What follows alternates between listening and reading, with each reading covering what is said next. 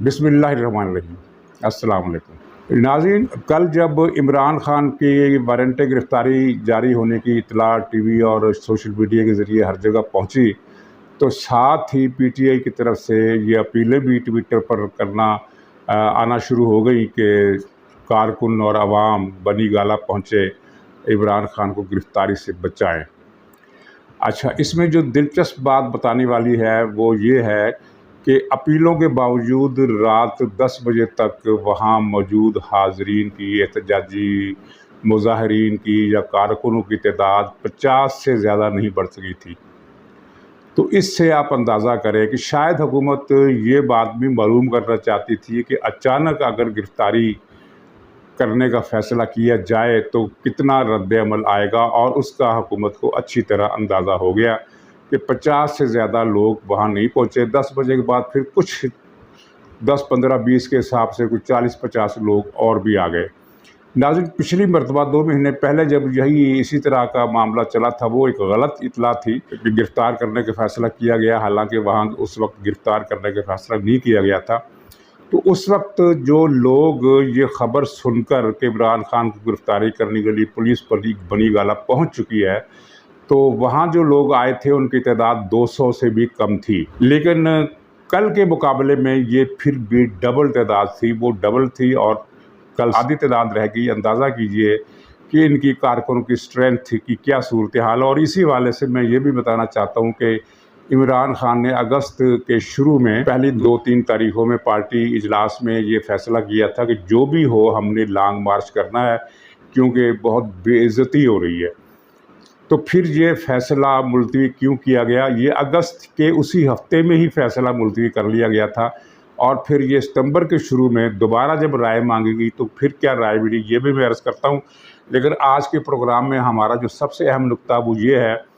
कि इदारों के बारे में जो एक मुसलसल तअस्सुर कायम किया जा रहा था, और किसी हद तक उसमें सदाकत थी, ये नहीं कि बिल्कुल गलत थी, लेकिन मुबालगे के साथ जो एक सदाकत थी वो ये थी कि इदारों के अंदर बहरहाल एक तबका, चाहे वो अक्सरियत ही नहीं है लेकिन वो काबिल लिहाज तबका ज़रूर है, जो इमरान खान का हामी है, वो रफ्ता रफ्ता अब इमरान खान का हामी नहीं रहा। ये बड़ी मुसद्दक़ा रिपोर्टें हैं, और इसकी क्या वजह है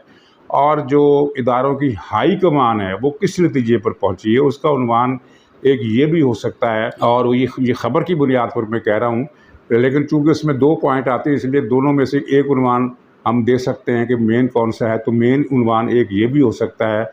कि अब इदारे हाइब्रिड तजर्बे के 3.5 साल के बाद और फिर मौजूदा अरसा जो पिछले 5 महीने से जारी है, इसमें जो कुछ हुआ उसके बाद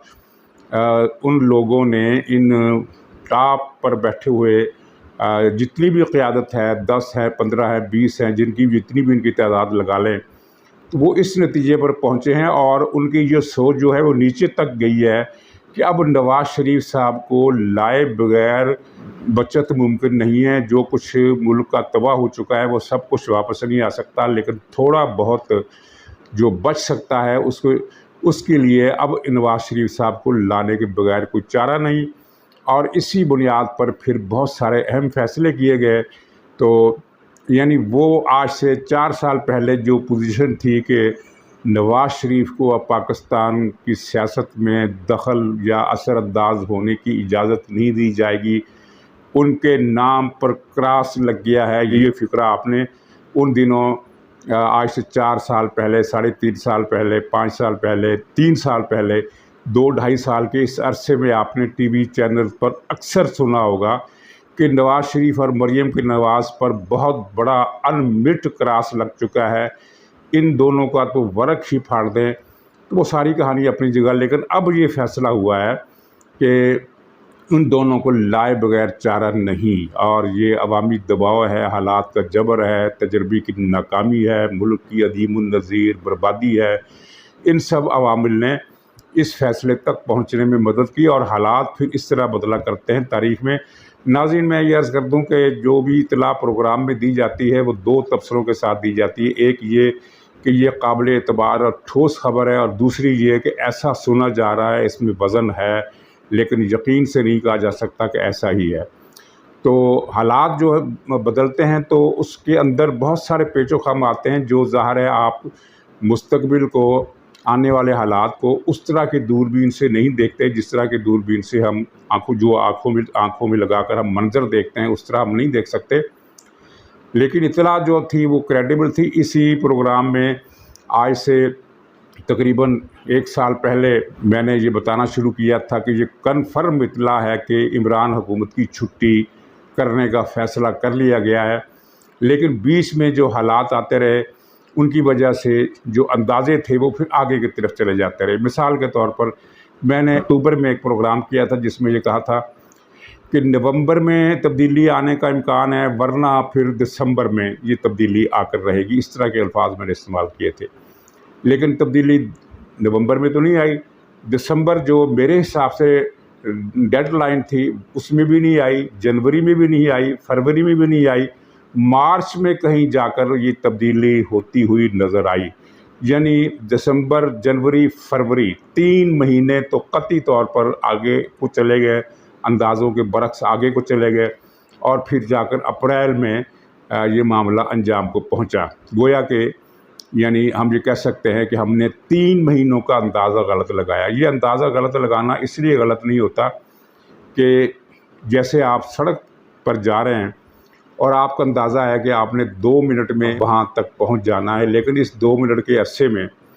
رستے میں ایک کتے نے سڑک کراس کی اور آپ نے ایک بریک لگائی، اور بریک لگانے کے نتیجے میں گاڑی ایک طرف کو ہو گئی اور یعنی ایک حادثہ ہوتے ہوتے رہ گیا، تو 5 منٹ تو آپ کے وہیں پر لگ گئے، یعنی وہ 2 منٹ تھے 7 منٹ میں بدل گئے۔ تو اس طرح نا غیر متوقع۔ اور پھر دوسری بات یہ ہے کہ جب ایک ہرڈل ریس ہوتی ہے تو اس کا تو پیمانہ آپ کے پاس ہوتا ہے کہ یہ اتنی رکاوٹیں اتنی دیر میں طے ہو جائے گا، لیکن یہ ریس ایسی ہے جس میں پتہ نہیں چلتا کہ کون سی رکاوٹ آئے گی، کون سے حالات بدل جائیں گے، موسم میں کیا تبدیلی ہوگی، حکمت عملی میں کیا تبدیلی ہوگی۔ لیکن آخر کار وہ ہوا جو ہم نے بتایا تھا کہ دسمبر میں یہ حکومت چینج ہو جائے گی، وہ چینج تو ہوئی لیکن اپریل میں جا کر چینج ہوئی۔ تو اسی طرح جو میں نے اب یہ خبر دے رہا ہوں یہ بھی مصدقہ ہے کہ 2 اس کے حصے ہیں۔ ایک تو یہ ہے کہ نواز شریف کے بغیر گزارا نہیں، نواز شریف کے بغیر چارہ نہیں۔ یہ کوئی سیاسی قسم کا میں وہ نعرہ نہیں دے رہا، بلکہ یہ خبر بتا رہا ہوں۔ اور دوسری خبر یہ ہے کہ مسلسل ہوتے ہوئے واقعات نے اداروں کے اندر عمران خان کے بارے میں رائے کو تبدیل کر کے رکھ دیا ہے۔ سر فہرست تو یہ اطلاع تھی جس کو عوامی سطح پر تو اتنا نوٹ نہیں کیا گیا، لیکن اداروں کی سطح پر نوٹ کیا گیا، کیونکہ ان کا کنسرن ہوتا ہے براہ راست معیشت سے۔ اداروں کے اندر یہ اطلاع نسبتاً جلدی پھیل گئی، ہمارے حساب سے تو اس میں بھی مہینے لگ گئے، لیکن عوام میں تو یہ اطلاع ابھی تک صحیح طریقے سے نہیں پھیلی جس طرح اداروں میں پھیل گئی۔ یہ پہنچ گئی کہ موجودہ جو معیشت کا بحران ہے، جو سرج ہے ایک نازک صورتحال کا، یہ اس لیے پیدا ہوا کہ عمران خان نے جب یہ دیکھا کہ اس کی حکومت جا رہی ہے تو اس نے IMF سے کیے گئے اپنے ہی معاہدے کو سبوتاژ کر دیا۔ اس کی رسید خود IMF نے دی، لیکن پھر بھی بہت سارے لوگوں کو، اکثریت کو یہ بات سمجھتے ہوئے دیر لگی، اور اب اس بات پر کلیئرٹی ہو گئی ہے کہ موجودہ جو بحران ہے، جو پچھلے 5-6 مہینوں سے اچانک مہنگائی میں دگنا اضافہ ہو گیا اور ڈالر کی قیمت اوپر چلی گئی اور روزمرہ اشیاء کی قیمتوں میں بھی اضافہ ہو گیا، زر مبادلہ کے ذخائر کم ہونے لگے، باہر سے قرضے ملنے کی جو سہولت تھی وہ بھی متاثر ہوئی، جو کہ اب اگرچہ بحال ہو چکی ہے، لیکن یہ ساری چیزیں اس لیے ہوئی کہ عمران خان نے جان بوجھ کر اس معاہدے کو سبوتاژ کیا، اسے تباہ کر دیا۔ اور بھی بہت سارے واقعات ہوئے، عمران خان کی ہر تقریر کو نوٹ کیا گیا، اس کی ہر دھمکی کو نوٹ کیا گیا، لیکن سب سے زیادہ تباہ کن جو بات ثابت ہوئی ہے وہ یہ تھی فارن کانسپیریسی، بلکہ امریکن کانسپیریسی، امریکی سازش، میر جعفر میر صادق، اور اندرونی غدار اور بیرونی غدار اور جانور اور نیوٹرل کی تکرار۔ یہ بات عمران خان کے لیے خود کش حملہ ثابت ہوئی، اس لیے کہ عمران خان کی قوت کا سرچشمہ عوام نہیں تھے۔ عمران خان کی قوت کا سرچشمہ وہ لوگ تھے جن پر عمران کو ناز بھی تھا اور جن کا وہ ہر جلسے میں ذکر کرتا تھا۔ اس نے تقریر میں یہاں تک کہہ دیا کہ تمہارے بیوی بچے تو میرے جلسے میں آتے، اب نہیں آتے۔ اس کی وجہ کیا ہے؟ اس کی وجہ یہ ہے کہ جب یہ ساری چیزیں ایک تواتر کے ساتھ پھیلی اور جب یہ آڈیو لیک ہوئی تو پھر تو وہ حق الیقین والا مسئلہ جس کو انگریزی میں ڈیڈ شور کہتے ہیں، تو وہ مرحلہ آ گیا کہ لوگوں نے دیکھ لیا کہ یہ تو کوئی سائفر والا چکر ہی نہیں تھا، یہ کوئی امریکی سفیر کا حکم نامہ تھا ہی نہیں، امریکی سفیر کا کوئی آرڈر فارم تھا ہی نہیں، امریکی سفیر کے اپنے ہاتھ کا لکھا ہوا مراسلہ تو تھا ہی نہیں، یہ ایک مسودہ تھا جو امریکہ میں پاکستان کے سفیر نے امریکی عہدیدار سے ملاقات کے حوالے سے اس کا جو احوال لکھا کہ اس نے یہ کہا اور میں نے یہ کہا، یہ تو وہ تھا، اور اس میں ایسی کوئی بات بھی شامل نہیں تھی۔ تو پھر جب یہ آڈیو لیک ہوئی کہ اس کو اس طرح سے کھیلنا ہے اور شاہ محمود قریشی تم نے یوں کرنا اور منٹس ہم نے اپنی مرضی سے رد و بدل کرنا ہے، یہ چیزیں جب سامنے آئیں تو پھر جو رہی صحیح کسر تھی، جو رہی صحیح بیس تھی، وہ بھی ختم ہو گئی۔ اب ایک بات یقین سے آپ کہہ سکتے ہیں کہ جو میٹر کرتے ہیں جو لوگ، اور میٹر کرنے سے مراد میری 10 12 13 یا 15 کی تعداد کی بات نہیں کر رہا میں، میٹر کرتے ہیں مراد یہ ہے کہ ایک طبقہ جو ایک سرٹن گریڈ سے اوپر چلے جاتا ہے اور پھر آخر تک جاتا ہے، وہاں تک جن کی تعداد ہزاروں میں ہے، وہ سینکڑوں میں یا درجنوں میں نہیں ہے، تو وہ سب لوگ جو ہیں ان کی اکثریت اب اس نتیجے پر پہنچ چکی ہے کہ یہ شخص ایسا ہے، کیسا ہے، جس کو ہم اپنی زبان میں غدار کہتے ہیں، وہاں ان کی زبان میں اسے کیا کہا جاتا ہے یہ پتہ نہیں ہے، اس کو ہم دعوے سے نہیں کہہ سکتے کہ وہ کیا نام دیتے ہیں، ظاہر ہے ان کی جو ابلاغ کی جو ایک ویکیبلری ہوتی ہے وہ ہم سے کچھ مختلف ہوتی ہے۔ پھر اس دوران ہاں جو اہم بات تھی، نسبتاً اس سے زیادہ اہم نہیں لیکن پھر بھی اہم بات تھی کہ توشہ خانے کا جو معاملہ چلا، پھر فرہ گوگی کے اسکینڈل کا جو معاملہ چلا، فرہ گوگی کے اسکینڈل کے بارے میں شروع میں بہت سارے لوگوں کی یہاں اداروں میں بھی یہ رائے تھی کہ یہ پروپیگنڈا ہے، حکومت ایک وہ کر رہی ہے انتقامی کارروائی، تو یہ، لیکن پھر کچھ چیزیں پہنچ جاتی ہیں، ہر چیز چھپی نہیں رہتی، کچھ نہ کچھ چیزیں پہنچ جاتی ہیں، اور بہت سارے لوگوں کو جن کو یقین نہیں تھا کہ یہ سچ ہے، وہ بھی توشہ خانہ کی چوری، گھڑی چوری، اپنا اعتراف آ گیا کہ میں نے اتنے میں بیچی، وہ سارا چکر، پھر توہین عدالت کے مسئلے پر اس نے جس طرح قلا بازیاں کھائی ہیں، مگر کہ معافی نہیں مانگوں گا، معافی مانگ لوں گا، معافی مانگ لی ہے، معافی نہیں مانگی، اب کل پھر جو ایفیڈیوٹ اس نے جمع کرایا، جو اس کو 30 کو جمع کرانا تھا، اس نے 1 کو جمع کرایا، اس میں بھی یہ غیر مشروط معافی کا ذکر نہیں ہے، بلکہ یہی ہے کہ اگر یعنی دل آزاری ہوئی ہے کسی کی تو میں اس پر سوری کرتا ہوں۔ اب اصولی طور پر تو عدالت یہ ایفیڈیوٹ قبول کر ہی نہیں سکتی، کیونکہ عدالت کا حکم تھا کہ غیر مشروط معافی مانگنی ہوگی، اور نہیں مانگی اس نے۔ اب مجھے نہیں پتا کہ جسٹس عطر من اللہ صاحب کیا رعایت دیتے ہیں، کیونکہ انہوں نے ماضی میں بھی اس کو بہت رعایتیں دی ہے، ہو سکتا ہے وہ کہیں کہ یہ جو شرمندگی کی ہے، ساری کیا ہے، اور صبا چودھری صاحبہ کے دفتر تک چلے گئے ہیں، یہ سب اس بات کا ثبوت ہے کہ عمران خان اپنے کام پر تہہ دل سے شرمندہ ہیں، لہٰذا ہم ان کی شرمندگی قبول کرتے ہیں، ان کو اختیار ہے، وہ یہ کہہ سکتے ہیں، لیکن عدالت کے اپنے الفاظ تو یہ تھے نا کہ غیر مشروط معافی۔ خیر یہ بیچ میں ضمنی بات آ گئی، تو یہ سارا سلسلہ جو ہے اس نے اداروں کے اندر، یعنی جس کے اوپر عمران خان کا تکیہ تھا، وہ طاقت اس کے نیچے سے کھسک گئی ہے، اور اسی طاقت نے اب یہ فیصلہ کیا ہے کہ ٹھیک ہے، نواز شریف کو آنے کی اجازت ہی نہیں دیں گے، بلکہ ہم یہ کہیں گے کہ نواز شریف کو آنا چاہیے۔ اب یہ ہوا پیدا کی جا رہی ہے، ہاں کچھ لوگ ہیں وہ اب بھی ہیں، مثلا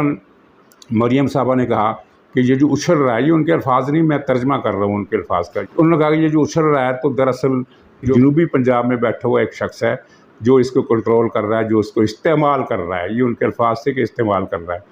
تو وہ اطلاعات تو کچھ اور بھی ہیں، لیکن ظاہر ہے ہم وہ یہ بیان نہیں کر سکتے، لیکن آڈیو لیک کا جو معاملہ ہے آپ کے ذہن میں ہوگا کہ وہ اس کے ڈانڈے آخر کار کہاں جا کر ملتے ہیں، اور ہاتھ کیوں نہیں ڈالا جا رہا، اسی لیے ہاتھ نہیں ڈالا جا رہا کہ اپنے ہی پیٹ پر کوئی کیسے وہ کر سکتا ہے۔ تو قصہ مختصر یہ آڈیو کیس کا یہ ہے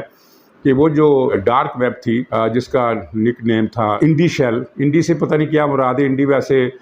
فلم انڈسٹری میں انڈی کا لفظ استعمال ہوتا ہے، جو کسی بڑی کمپنی کے بینر سے ہٹ کر کوئی آدمی اپنے طور پر کوئی مووی بنا دے، اپنے اخراجات لے کر، ایک چھوٹی سی ان لمیٹڈ کمپنی بنا کر، تو اس کو انڈیپینڈنٹ پروڈکشن کہا جاتا ہے۔ تو اس کے لیے انڈیپینڈنٹ کا لفظ استعمال نہیں کیا جاتا، انڈی کا لفظ کیا جاتا ہے، تو ہو سکتا ہے یہ انڈی شیل اس طرح کا کوئی لفظ ہو، واللہ عالم۔ بہرحال اس کا مالک جو ہے بقول اس کے کہ میں آسٹریلیا میں بیٹھا ہوں، تو مزید اس نے جو آڈیو جاری کرنی تھی وہ نہیں جاری کی جمعے کے دن، اور کہا یہ کہ دراصل میرے اپنے کچھ ساتھی میرا ساتھ دینے کے لیے تیار نہیں ہے۔ اب اس فقرے پر غور کیجئے کہ اس کے ساتھی اس کا ساتھ دینے کے لیے کیوں تیار نہیں ہیں۔ جیسا کہ میں نے کل بتایا تھا کہ وہ قابو میں آ چکے ہیں۔ قابو میں آنے کا مطلب یہ نہیں ہے کہ ان کو گرفتار کر کے وہ لے گئے ہیں جیل میں۔ قابو آنے سے مراد یہ ہے کہ ان کو نرغے میں لے لیا گیا اور ان سے کہہ دیا گیا کہ یہ کیا کر رہے ہو بھائی تم۔ کچھ تو پکڑے بھی گئے ہیں۔ تو اب جب وہ قابو میں آ گئے تو پھر وہ گویا کہ وہ سلطانی گواہ بن گئے۔ اس موصوف نے یہ کہا ہے کہ میرے کچھ ساتھی میرا ساتھ دینے کے لیے تیار نہیں ہیں، اس لیے میں مزید آڈیو نہیں کر رہا۔ لیکن بات اور بھی ہے، بات اور یہ ہے کہ اس کے پاس موجودہ حکومت کے حوالے سے کوئی خطرناک یا منفی نتیجہ نکالنے والی مرتب کرنے والی آڈیو موجود ہی نہیں ہے، کیونکہ اگر موجود ہوتی تو وہ پہلے دن ہی اسے لا کر اپنی بارگیننگ کی پوزیشن کو مضبوط کرنے کی کوشش کرتا۔ یہ جھوٹ بولتا رہا کہ حکومت نے مجھے 5 ارب روپے دینے کی پیشکش کی ہے۔ کیا اس نے حکومت کو وہ آڈیوز دکھائی ہے کہ جن کی وجہ سے حکومت پریشان ہو گئی اور 5 ارب دینے کے لیے تیار ہو گئی؟ یہ سارا جھوٹ ہے۔ اس کے پاس کمزور آڈیوز تھی، اور انہی میں سے جو سب سے طاقتور آڈیو تھی وہ اس نے جو اس کے خیال میں وہ اس نے چلا دی، اور وہ تھی جس میں مریم نواز صاحبہ سفارش کروا رہی ہیں یا کسی سے کہ انہوں نے کہا کہ یہ جو میرے داماد کا آدھے سے زیادہ مشینری کا سامان تو آ گیا ہے، باقی رک گیا قانون کی وجہ سے، تو اس کا کوئی بندوبست کرو۔ تو سیکریٹری صاحب جو ہے وزیر اعظم کے، وہ وزیر اعظم کو بتا رہے ہیں کہ یہ اگر ہم نے کابینہ کے ذریعے اس کو منظور کروا بھی لیا تو بھی پریشان کن حالات پیدا ہو جائے گا، یہ ہمارے گلے پڑ جائے گا اور یہ اسکینڈل بن جائے گا۔ تو جس پر شہباز شریف نے کہا کہ ٹھیک ہے رہنے دو، میں ان کو مریم صاحبہ کو سمجھا دوں گا۔ یعنی وہ ساری آڈیو اس چیز کے بارے میں تھی کہ مریم صاحبہ نے ایک سفارش کی، وہ وزیر اعظم نے قبول نہیں کی، گویا کہ مسترد کر دی۔ یہ اس کے نزدیک سب سے خطرناک آڈیو تھی اور وہ اس نے اپلوڈ کر دی۔ اس کے بعد جو چیزیں ہیں وہ اس سے بھی کمزور ہیں، اور ان کا اپلوڈ ہونا نہ ہونا ایک بات ہے، لیکن پھر جواب میں جب یہ 2 آڈیوز آئیں تو عمران خان کے 14 طبق روشن ہو گئے۔ تو ناظرین، یہ جو لانگ مارچ کا حساب تھا، اس کی میں 2 باتیں عرض کر کے اجازت چاہوں گا۔ ایک پہلی بات تو یہ ہے کہ جب اگست کے شروع میں اس کی ملاقات جنرل باجوہ صاحب سے ہوئی ایوان صدر میں، جس کی خبریں لیک ہوئی کہیں ستمبر کے آخر میں جا کر، ستمبر کے وسط میں یا آخر میں جا کر، اور ایک گل بچ گیا کہ تازہ ترین ملاقات ہوئی ہے۔ تازہ ترین نہیں، وہ اگست کے شروع میں ملاقات ہوئی تھی۔ اس ملاقات میں عمران خان نے جب ان کا موڈ دیکھا، کیونکہ ان کو یہ اطلاع بین السطور الفاظ میں دے دی گئی تھی کہ بھائی اگر حکومت نے، الفاظ کچھ اس طرح کے تھے کہ اگر حکومت نے فوج کو طلب کر لیا تو پھر تو ہم تو مجبور ہیں حکومت کی بات ماننے کے، ہمیں آنا پڑے گا۔ یہ ایک بڑا کلیئر کٹ میسج تھا عمران خان کے پاؤں تلے سے زمین تو اسی وقت ہی نکل گئی تھی۔ اس کے بعد لانگ مارچ ملتوی ہوتا گیا۔ ستمبر کے وسط میں اس نے 10-12 تاریخ کے آس پاس اس نے دوبارہ رپورٹ لی اپنی پارٹی والوں سے کہ لانگ مارچ کی تاریخ کب تک دینی چاہیے اور کیا تیاریاں ہو سکتی ہیں۔ تو جو رپورٹیں اس کی گئیں وہ اتنی مایوس کن تھی کہ خان نے پھر ارادہ ملتوی کر دیا۔ چنانچہ اب یہ فیصلہ اس نے کیا کہ لانگ مارچ نہیں کریں گے، بلکہ لوگوں سے کہیں گے کہ ہر جگہ جلوس نکالیں اور ہر جگہ سڑکیں بند کر دیں۔ وہی خبر جو میں نے 1 مہینہ پہلے آپ کو دی تھی کہ یہ لانگ مارچ نہیں کرے گا، بلکہ مختلف مقامات پر جلسے کرا کے سڑکیں بلا کرنے کی کوشش کرے گا، یہاں تک کہ اسلام آباد کے چاروں طرف جو سڑکیں آتی ہیں ان سڑکوں پر خاص طور سے لوگ مظاہرہ دیں گے اور ان سڑکوں کو بلاک کرنے کی کوشش کریں گے۔ وہ نہیں کر سکتے، لیکن اس کی میں پلان بتا رہا ہوں کہ لانگ مارچ کی ہوا پہلے اس ملاقات نے نکالی، پھر ان رپورٹوں نے نکالی جو پارٹی نے دی کہ جناب اتنے بندے ہم اکٹھے نہیں کر سکتے پنجاب سے۔ پختونخوا کی رپورٹ کی بات نہیں کر رہا میں، یہ پنجاب کی رپورٹ کی بات کر رہا ہوں۔ پرویز الہی کی حکومت ہونے کے باوجود یہ یہاں سے بندے اکٹھے کرنے کے بارے میں شور نہیں ہے، کیونکہ اس سے پہلے بھی جس شہر کی ڈیوٹی لگائی گئی تھی کہ تم نے 20 بسیں لانی، وہ صرف 2 بسیں لا پایا۔ تو اس طرح کی صورتحال ہے۔ تو بہرحال مریم صاحبہ کی پریس کانفرنس بھی بڑے مزیدار تھی۔ اس میں نے بتایا کہ یہ توشہ خانے کا چور، یہ گھڑی چور، بوتل چور بھی ہے۔ جاتے جاتے 2000 بوتلیں منرل واٹر کی وزیر اعظم ہاؤس سے بنی والا اٹھا کر لے گیا۔ میں تو ہر ایک سے یہی کہا کرتا ہوں کہ یہ ایسا چور ہے کہ یہ 2 روپے کی مونگ پھلی بھی اگر کہیں پڑی ہو تو یہ بھی اٹھا کر سے جیب میں ڈالے گا۔ آج کل تو ویسے 2 روپے کی ایک ہی مونگ پھلی آئے گی میرا خیال ہے۔ تو وہ ایک مونگ پھلی بھی چوری کرنے سے باز نہیں ہے، وہ بھی اٹھا کر باسکٹ کی جیب میں ڈال لے گا۔ اندازہ کریں کہ ایک شخص جس کو وزیر اعظم کے منصب پر بٹھا دیا گیا، اور اس کی سوچ وہی مونگ پھلی چور کی ہے کہ جاتے جاتے وزیر اعظم ہاؤس میں دیکھا کہ اس نے 2000 بوتلیں پڑی ہوئی، اگر 2500 ہوتی تو 2500 لے جاتا، اگر 500 ہوتی تو 500 لے جاتا۔ یہ اس طرح کا چور ہے۔ تو اس گھٹیا آدمی کی اصلیت جس طرح لوگوں تک پہنچتی جا رہی ہے، لوگ اس سے بزن ہوتے جا رہے ہیں، اور اس کی مقبولیت کا غبارہ جو ہے وہ جھوٹا دکھایا جا رہا ہے، مقبولیت اس طرح کی نہیں ہے۔ پشاور میڈیکل کالج میں کتنے ہزار طلبہ ہیں آپ کو پتہ ہوگا، اور وہاں اس کے جلسے میں کتنے تھے، 200 طالب علم یا 400 طالب علم، اور وہ بھی جس طرح بیٹھے ہوئے تھے، مزے لے رہے تھے، اس سے اندازہ کریں کہ اس کی کیا ویلیو ہے۔ یہی گورنمنٹ کالج میں تھا، یہاں 10,500 طلبہ میں سے 1,500 طلبہ کو وہ جو ان کا وائس چانسلر ہے اس نے آرڈر جاری کیا کہ اگر اسٹوڈنٹ نہیں آئے تو جو متعلقہ کلاس کا جو ہیڈ ہے اس سے جواب طلبی ہوگی۔ چنانچہ تمام سیکشن ہیڈ جو تھے وہ منتیں کرتے رہے، حکم دیتے رہے کہ ہر صورت جلسے میں آنا ہے۔ پھر کہیں جا کر 1200 اسٹوڈنٹ اکٹھے ہوئے، 1200 1300، 10,500 میں سے 10,666 کی اسٹرینتھ تھی، اور اس میں سے 1200-1400 اسٹوڈنٹ آئے، اور وہ سارے کے سارے اسٹوڈنٹ نہیں تھے، ان میں پارٹی کے کارکن بھی تھے اور پارٹی کے سوشل میڈیا کے لوگ بھی تھے۔ عمران خان کے ساتھ آنے والا وفد بھی اس میں شامل تھا۔ عمران خان چلتا تو 50-60 لوگ تو اس کے ساتھ ہمیشہ ہوتے ہیں، وہ بھی ان میں شامل تھے۔ تو یہی اس کا حال جلسوں کا ہے۔ اس کا بڑے سے بڑا جلسہ اگر 15,000 یا 20,000 یا 22,000 کا اگر جلسہ ہو گیا ہے، تو ایک حلقے میں اگر 10 لاکھ ووٹر ہیں تو 22,000 میں اگر وہاں آ جاتے ہیں، اور 22,000 سارے کے سارے، یہ کہاں لکھا ہے کہ جلسہ گاہ میں موجود اگر 15,000 لوگ موجود ہیں تو 15 کے 15,000 عمران کا ساتھی ہے۔ ان میں سے کتنے ایسے ہیں جو وہاں یہ دیکھنے آئے ہیں کہ